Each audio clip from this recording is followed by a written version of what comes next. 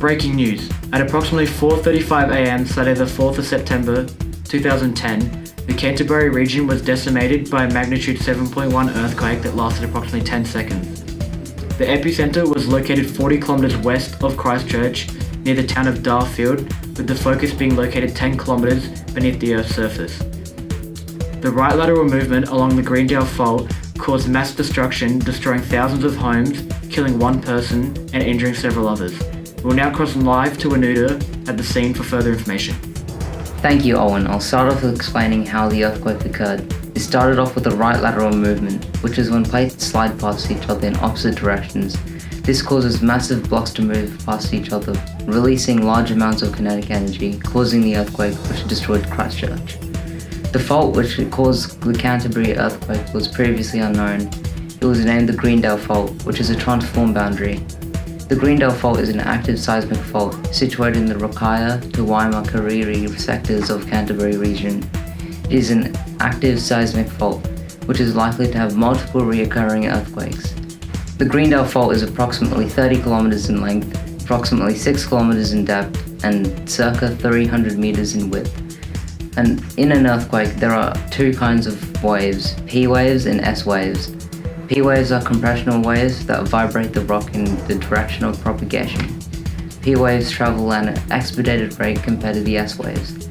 S waves or shear waves oscillate the rock perpendicular to the direction of propagation. P waves and S waves move outward from the focus to the direction of propagation.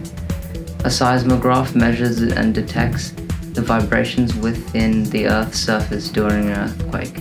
Earthquakes are measured in magnitude. Magnitude is the scale used to measure the intensity of an earthquake. When an earthquake of magnitude 2.5 or less is detected, it is usually not felt but can be measured on the seismograph. When an earthquake of magnitude 2.5 to 5.4 is detected, it is often felt but only causes minor damages. If an earthquake of magnitude 5.5 to 6.0 is detected, it can cause slight damage to buildings and other structures. When an earthquake of magnitude 6.1 to 6.9 is detected, it may cause slight damage to largely populated areas. If a magnitude 7.0 earthquake is detected, it is a major earthquake with severe damage.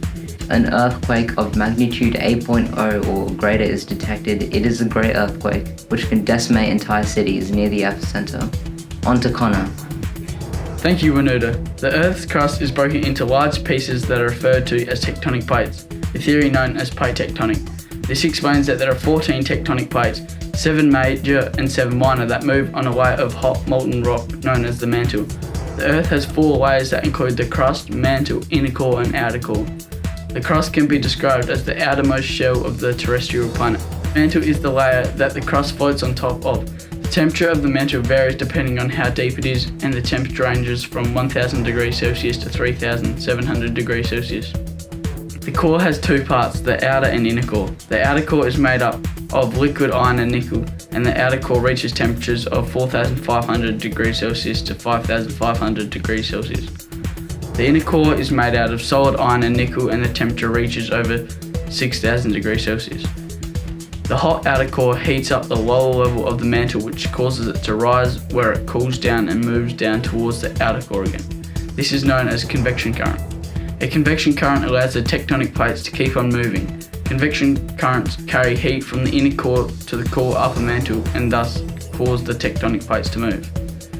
There are 2 types of crust, oceanic and continental. The oceanic crust is the outermost layer of the lithosphere, which is found under oceans. Oceanic crust is continuously formed at mid-ocean ridges. This is where tectonic plates pull apart from each other. The oceanic crust can be split into 2 layers, the upper oceanic crust and the lower oceanic crust. Continental crust is made out of igneous, sedimentary and metamorphic rock. These layers of crust form large land masses known as continents. Thank you, Connor. Citizens are being urged to evacuate the Canterbury region in fear of an imminent aftershock which is estimated to be magnitude 6.3. Citizens are being advised to flee to neighbouring towns such as Wellington, Dunedin and Nelson. Expect road closures and alternate routes should be planned.